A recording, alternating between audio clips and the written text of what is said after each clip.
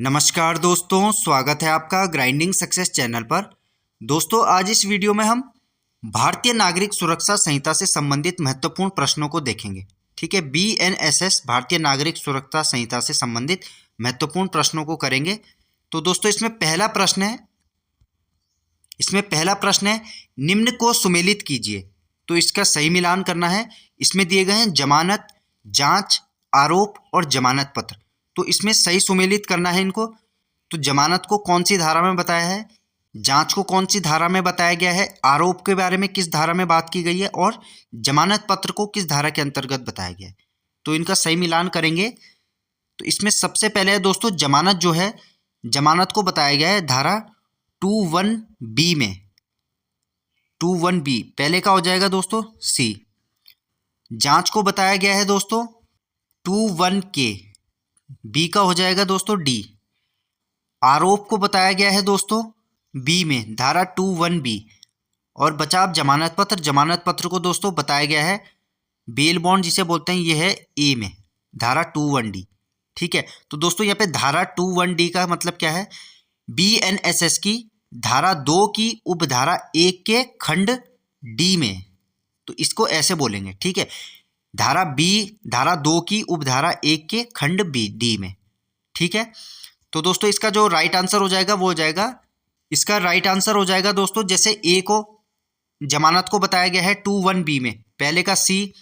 जांच को बताया गया है दोस्तों 21K में, तो ये हो जाएगा इसका बी का D। तीसरा है दोस्तों आरोप को बताया गया है धारा 21F में, ये हो जाएगा B और बचा A। तो दोस्तों इसका जो राइट आंसर है वो है CDBA। अब CDBA कौन से ऑप्शन में, CDBA। तो इसका जो राइट आंसर हो जाएगा दोस्तों वो हो जाएगा 3rd नंबर। ठीक है, CDBA। नेक्स्ट क्वेश्चन है दोस्तों भारतीय नागरिक सुरक्षा संहिता BNSS 2023 के अंतर्गत कौन सी धारा में अपराध को परिभाषित किया गया है, अपराध। तो दोस्तों BNSS भारतीय नागरिक सुरक्षा संहिता के अंतर्गत जो अपराध शब्द है, जो अपराध है, जो इसे इंग्लिश में बोलते हैं दोस्तों ऑफेंस, इसको कौन सी धारा में परिभाषित किया गया है, इसके बारे में कौन सी धारा में बताया गया है। तो इसमें ऑप्शन दिए गए हैं धारा 21M, धारा 21S, धारा 21Q या धारा 21N। तो दोस्तों इसका जो राइट आंसर हो जाएगा ऑप्शन नंबर C, BNSS की धारा 21Q में अपराध को परिभाषित किया गया है, जिसे बोलते हैं ऑफेंस। ठीक है, नेक्स्ट क्वेश्चन है दोस्तों वारंट मामला को भारतीय नागरिक सुरक्षा संहिता BNSS 2023 के अंतर्गत कौन सी धारा में बताया गया है। तो जो दोस्तों ये वारंट मामला है, वारंट मामला जिसे इंग्लिश में कहते हैं वारंट केस, इसको BNSS के अंतर्गत किस धारा में इसके बारे में बात की गई है। तो इसमें ऑप्शन दिए गए धारा 21Y, धारा 21Z, धारा 21, दोस्तों यहाँ पे 2 आएगा, मिसप्रिंट हो गया है, धारा 21R और धारा 21V। तो दोस्तों इसका जो राइट आंसर हो जाएगा वो हो जाएगा धारा 21Z। BNSS की धारा 2 की उपधारा 1 के खंड Z में वारंट मामला के संबंध में बात की गई है। ठीक है, वारंट मामला क्या है दोस्तों, जो मृत्यु या आजीवन कारावास या 2 वर्ष से अधिक की अवधि का जो कारावास है, इससे दंडनीय किसी अपराध से संबंधित है। ठीक है, वारंट मामला जिसे BNSS के अंतर्गत धारा 21Z में बताया गया है। नेक्स्ट क्वेश्चन है दोस्तों गिरफ्तारी करने वाले व्यक्ति की गिरफ्तारी आदि के बारे में उसके नातेदार या मित्र को जानकारी देने की बाध्यता को भारतीय नागरिक सुरक्षा संहिता 2023 की कौन सी धारा के अंतर्गत बताया गया है। तो दोस्तों जो व्यक्ति गिरफ्तार हुआ है, जिसकी गिरफ्तारी हुई है, इसकी गिरफ्तारी के बारे में इसके नातेदार, इसके मित्र को जानकारी देने की जो बाध्यता है, इसको कौन सी धारा के अंतर्गत बताया गया है BNSS में। तो इसमें ऑप्शन दिए गए हैं दोस्तों धारा 44, धारा 45, धारा 48 या धारा 52। तो दोस्तों इसका जो राइट आंसर हो जाएगा वो हो जाएगा ऑप्शन नंबर C, BNSS की धारा 48 में गिरफ्तार होने वाले व्यक्ति को, जिसको गिरफ्तार किया है, उसकी गिरफ्तारी के बारे में उसके रिश्तेदार, उसके नातेदार या उसके किसी मित्र को उसके बारे में जानकारी देने के लिए जो बाध्यता है, इसके बारे में बात की गई है। ठीक है, नेक्स्ट क्वेश्चन है भारतीय नागरिक सुरक्षा संहिता BNSS 2023 के अंतर्गत कौन सी धारा में गिरफ्तार व्यक्ति की शिनाख्त के संबंध में बताया गया है? तो दोस्तों BNSS भारतीय नागरिक सुरक्षा संहिता के अंतर्गत कौन सी धारा में जो गिरफ्तार व्यक्ति है, जिसे गिरफ्तार किया गया है, इस व्यक्ति की शिनाख्त के बारे में बात की गई है। शिनाख्त, जिसे दोस्तों इंग्लिश में बोलते हैं आइडेंटिफिकेशन ऑफ पर्सन अरेस्टेड। तो यहाँ पे शिनाख्त का मतलब है दोस्तों उसका आइडेंटिफिकेशन। ठीक है, तो गिरफ्तार व्यक्ति की शिनाख्त के संबंध में BNSS के अंतर्गत किस धारा में बात की गई है? तो इसमें ऑप्शन दिए गए हैं दोस्तों, धारा 53, धारा 54, धारा 58 या धारा 62। तो दोस्तों इसका जो राइट आंसर हो जाएगा वो हो जाएगा ऑप्शन नंबर बी, BNSS की धारा 54 में गिरफ्तार व्यक्ति की शिनाख्त यानी आइडेंटिफिकेशन ऑफ पर्सन अरेस्टेड के बारे में बात की गई है। ठीक है, जिस भी पर्सन को अरेस्ट किया गया उसके आइडेंटिफिकेशन के संबंध में धारा 54 में बात की गई है। ठीक है, नेक्स्ट क्वेश्चन है सरकारी सेवक पर तामील को भारतीय नागरिक सुरक्षा संहिता 2023 के अंतर्गत कौन सी धारा में बताया गया है? तो दोस्तों जो सरकारी सेवक है, जो गवर्नमेंट सर्वेंट है, इसके संबंध में जो तामील की बात है वो भारतीय नागरिक सुरक्षा संहिता 2023 के अंतर्गत किस धारा में बात की गई है? तो इसमें ऑप्शन दिए गए हैं धारा 68, धारा 56, धारा 89, धारा 61। तो दोस्तों इसका जो राइट आंसर हो जाएगा वो हो जाएगा ऑप्शन नंबर ए, BNSS की धारा 68 में सरकारी सेवक पर तामील के संबंध में बात की गई है। दोस्तों तामील को बोलते हैं सर्विस, तो सर्विस ऑन गवर्नमेंट सर्वेंट, तो इस संबंध में बात की गई है BNSS की धारा 68 में। नेक्स्ट क्वेश्चन है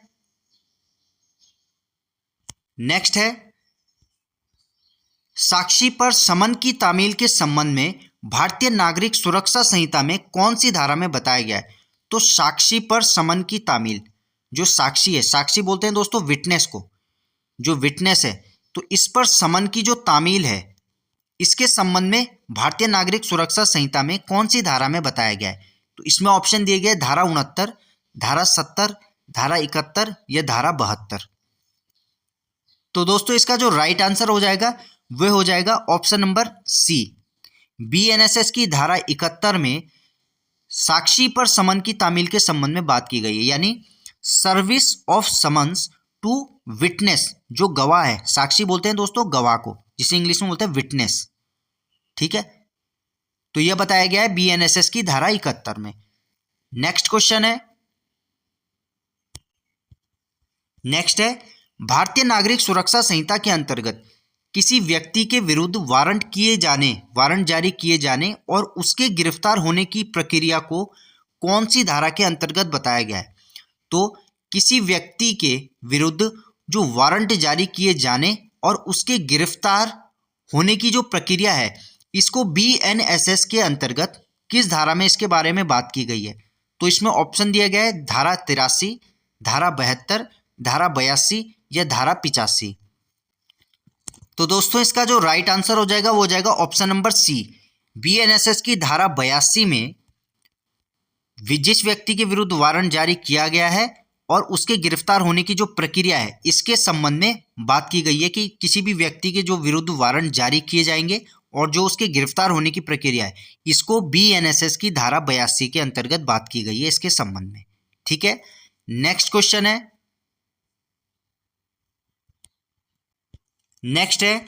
भारतीय नागरिक सुरक्षा संहिता 2023 की धारा 11 की उपधारा 2 में क्या प्रावधान किया गया है? तो जो BNSS है, भारतीय नागरिक सुरक्षा संहिता है, जो इसकी धारा 11 है, इसकी उपधारा 2 में क्या प्रावधान किया गया है? तो इसमें ऑप्शन नंबर ए है न्यायिक मजिस्ट्रेटों की स्थानीय अधिकारिता, विशेष न्यायिक मजिस्ट्रेट की नियुक्ति, सजा का प्रावधान या अपील का प्रावधान। तो दोस्तों इसका जो राइट आंसर हो जाएगा वो हो जाएगा ऑप्शन नंबर बी। भारतीय नागरिक सुरक्षा संहिता की जो धारा 11(2) है, इसमें विशेष न्यायिक मजिस्ट्रेट की नियुक्ति के संबंध में बात की गई है बीएनएसएस की धारा 11 की उपधारा 2 में। ठीक है, तो विशेष न्यायिक मजिस्ट्रेट की नियुक्ति के संबंध में बात करती है यह धारा, और इसमें जो इनका समय अवधि है वह 1 वर्ष से अनधिक की समय अवधि है, 1 वर्ष से ज़्यादा नहीं होगा, 1 वर्ष तक का इनके 1 वर्ष तक के लिए नियुक्त किए जाएंगे। ठीक है, नेक्स्ट क्वेश्चन है, नेक्स्ट है, कोई भी न्यायालय निर्णय सुनाए जाने से पूर्व किसी भी समय किसी भी आरोप में परिवर्तन या परिवर्धन कर सकता है। इसे भारतीय नागरिक सुरक्षा संहिता 2023 के अंतर्गत कौन सी धारा में बताया गया है? तो दोस्तों कोई भी न्यायालय निर्णय सुनाए जाने से पहले किसी भी आरोप में परिवर्तन या परिवर्धन कर सकता है। इसे भारतीय नागरिक सुरक्षा संहिता में किस धारा में इसके संबंध में बात की गई है? तो दोस्तों इसका जो राइट आंसर हो जाएगा वो हो जाएगा ऑप्शन नंबर डी। बीएनएसएस की धारा 239 में न्यायालय आरोप परिवर्तित कर सकता है। कोई भी न्यायालय निर्णय सुनाए जाने से पहले किसी भी समय आरोप में परिवर्तन और परिवर्धन कर सकता है। ठीक है दोस्तों, यहाँ पे परिवर्तन का मतलब है कोई भी चीज, इंग्लिश में बोलेंगे इसे ऑल्टर, कोई भी चीज इसमें ऑल्टर करना, या कोई भी चीज परिवर्धन का मतलब है और ऐड कर देना, किसी भी चीज को परिवर्तित करना या किसी चीज को ऐड कर देना। तो इस संबंध में बात करता है बीएनएसएस की धारा 239। ठीक है, नेक्स्ट क्वेश्चन है, नेक्स्ट है, वारंट मामलों में अभिलेख को भारतीय नागरिक सुरक्षा संहिता 2023 के अंतर्गत कौन सी धारा में बताया गया है? तो दोस्तों जो वारंट मामले हैं इसमें जो अभिलेख है, अभिलेख को बोलते हैं दोस्तों इंग्लिश में रिकॉर्ड। तो वारंट मामलों में जो रिकॉर्ड्स है, वारंट केसेस में जो रिकॉर्ड है, इसको बीएनएसएस के अंतर्गत कौन सी धारा में बताया गया है? तो इसमें ऑप्शन दिए गए हैं धारा 310, धारा 311, धारा 309 या धारा 307। तो दोस्तों इसका जो राइट आंसर हो जाएगा वो हो जाएगा ऑप्शन नंबर ए। बीएनएसएस की धारा 310 के अंतर्गत वारंट मामलों में अभिलेख के संबंध में बात की गई है। ठीक है, यानी रिकॉर्ड इन वारंट केसेस में जो भी रिकॉर्ड है उसके संबंध में जो बात की गई है वो बीएनएसएस की धारा 310 के अंतर्गत की गई है। ठीक है, नेक्स्ट क्वेश्चन है, नेक्स्ट है, भारतीय नागरिक सुरक्षा संहिता 2023 के अंतर्गत एक बार दोष सिद्ध या दोष मुक्त किए गए व्यक्ति का उसी अपराध के लिए विचारण न किया जाना को कौन सी धारा के अंतर्गत बताया गया है? तो बीएनएसएस की कौन सी धारा के अंतर्गत यह बताया गया है कि एक बार किसी भी दोष सिद्ध या दोष मुक्त किए गए व्यक्ति का उसी अपराध के लिए विचारण न किया जाना, इसको कौन सी धारा के अंतर्गत बताया गया है? तो इसमें ऑप्शन दिए गए हैं धारा 337, धारा 340, धारा 345 या धारा 346। तो दोस्तों इसका जो राइट आंसर हो जाएगा वो हो जाएगा ऑप्शन नंबर ए। बीएनएसएस की धारा 337 के अंतर्गत यह बात की गई है कि किसी भी व्यक्ति का जो एक बार दोष सिद्ध या दोष मुक्त किए गए किसी भी व्यक्ति का उसी अपराध के लिए, सेम अपराध के लिए विचारण न किया जाना, इसके संबंध में बात करती है धारा 337। ठीक है, नेक्स्ट क्वेश्चन है, नेक्स्ट है दोस्तों ये होगा, यहाँ पे मिसप्रिंट हो गया, ये और नहीं होगा, ये अजमानतीय है। अजमानतीय अपराध की दशा में जमानत मिलने के संबंध में भारतीय नागरिक सुरक्षा संहिता 2023 के अंतर्गत कौन सी धारा में बताया गया है? तो दोस्तों जो अजमानतीय अपराध हैं इसकी दशा में जमानत मिलने के संबंध में भारतीय नागरिक सुरक्षा संहिता 2023 के अंतर्गत कौन सी धारा में बताया गया है? ठीक है, इसमें ऑप्शन दिए गए हैं धारा 478, धारा 480, धारा 481 या धारा 493। तो दोस्तों इसका जो राइट आंसर हो जाएगा वो हो जाएगा ऑप्शन नंबर बी। बीएनएसएस की धारा 480 के अंतर्गत अजमानतीय अपराध की दशा में कब जमानत ली जा सकेगी इसके संबंध में बात करता है। ठीक है, अजमानती अपराध को बोलते हैं दोस्तों non bailable offence, non bailable offence. तो नॉन बेलेबल ऑफेंस में बेल कब ली जा सकेगी, इस संबंध में बताया गया है बीएनएसएस की धारा 480 में। ठीक है, नेक्स्ट क्वेश्चन है,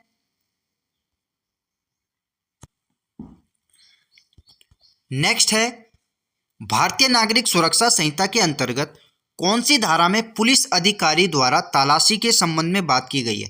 तो बीएनएसएस भारतीय नागरिक सुरक्षा संहिता के अंतर्गत कौन सी धारा में पुलिस अधिकारी द्वारा तलाशी लेने के संबंध में बात की गई है। तो इसमें ऑप्शन दिए गए हैं धारा 183, धारा 185, धारा 187 या धारा 188। तो दोस्तों इसका जो राइट आंसर हो जाएगा वो हो जाएगा ऑप्शन नंबर बी। बीएनएसएस की धारा 185 में पुलिस अधिकारी द्वारा तलाशी लेने के संबंध में बात करती है। ठीक है, तो यानी सर्च बाय पुलिस ऑफिसर, तो इसके संबंध में बात की गई है बीएनएसएस की धारा 185 में। ठीक है, नेक्स्ट क्वेश्चन है, नेक्स्ट है बलात्संग के पीड़ित व्यक्ति की चिकित्सीय परीक्षा को भारतीय नागरिक सुरक्षा संहिता 2023 के अंतर्गत कौन सी धारा में बताया गया है। तो दोस्तों जो बीएनएसएस है इसकी कौन सी धारा में बलात्संग के पीड़ित व्यक्ति यानी जो रेप विक्टिम है, इसके जो मेडिकल एग्जामिनेशन है इसके संबंध में बीएनएसएस के अंतर्गत कौन सी धारा में बात की गई है। तो इसमें ऑप्शन दिए गए हैं धारा 181, धारा 184, धारा 207 या धारा 61। तो दोस्तों इसका जो राइट आंसर हो जाएगा वो हो जाएगा ऑप्शन नंबर बी। बीएनएसएस की धारा 184 में जो रेप विक्टिम है इसका जो मेडिकल एग्जामिनेशन है, जो बलात्संग का पीड़ित व्यक्ति है इसकी चिकित्सीय परीक्षा के संबंध में बात की गई है बीएनएसएस की धारा 184 में। ठीक है, नेक्स्ट क्वेश्चन है, नेक्स्ट है भारतीय नागरिक सुरक्षा संहिता बीएनएसएस 2023 के अंतर्गत संस्वीकृतियों और कथनों को अभिलिखित करने को कौन सी धारा में बताया गया है। तो दोस्तों बीएनएसएस भारतीय नागरिक सुरक्षा संहिता के अंतर्गत जो संस्वीकृतियों और कथनों, जो भी कथन है इनको अभिलिखित करने के संबंध में कौन सी धारा में बताया गया है। दोस्तों संस्वीकृतियों का मतलब हो गया यहाँ पे कन्फेशंस और कथनों को बोलते हैं स्टेटमेंट्स। तो recording of confessions and statements के संबंध में बीएनएसएस के अंतर्गत कौन सी धारा में बताया गया है। तो इसमें ऑप्शन दिए गए धारा 182, धारा 109, धारा 202 या धारा 183। तो दोस्तों इसका जो राइट आंसर हो जाएगा वो हो जाएगा ऑप्शन नंबर डी। बीएनएसएस की धारा 183 में संस्वीकृतियों और कथनों को अभिलिखित करने के संबंध में बात करता है, यानी रिकॉर्डिंग्स किसकी, कन्फेशंस एंड स्टेटमेंट्स की, इस संबंध में बात की गई है धारा 183 में। नेक्स्ट क्वेश्चन है, नेक्स्ट है न्यूसेंस हटाने के लिए सशर्त आदेश को भारतीय नागरिक सुरक्षा संहिता के अंतर्गत कौन सी धारा में परिभाषित किया गया है। तो जो न्यूसेंस है इसको हटाने के लिए सशर्त आदेश को भारतीय नागरिक सुरक्षा संहिता के अंतर्गत कौन सी धारा में परिभाषित किया गया है। तो इसमें ऑप्शन दिए गए धारा 134, धारा 137, धारा 148 या धारा 152।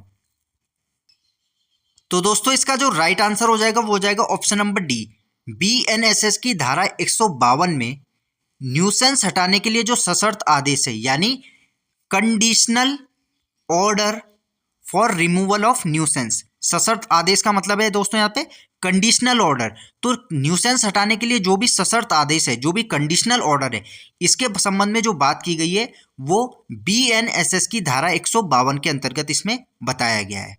नेक्स्ट क्वेश्चन है, नेक्स्ट है अभियुक्त को अभिरक्षा में रखने वाले व्यक्ति का कर्तव्य है कि वह अभियुक्त के स्वास्थ्य और सुरक्षा की उचित देखभाल करे। इसको भारतीय नागरिक सुरक्षा संहिता के अंतर्गत किस धारा में बताया गया है। तो दोस्तों बीएनएसएस में जो अभियुक्त है, अभियुक्त को अभिरक्षा में रखने वाले जो व्यक्ति का कर्तव्य है और उस अभियुक्त के जो स्वास्थ्य और सुरक्षा की उचित देखभाल है, इसके संबंध में भारतीय नागरिक सुरक्षा संहिता के अंतर्गत कौन सी धारा में बताई गई है?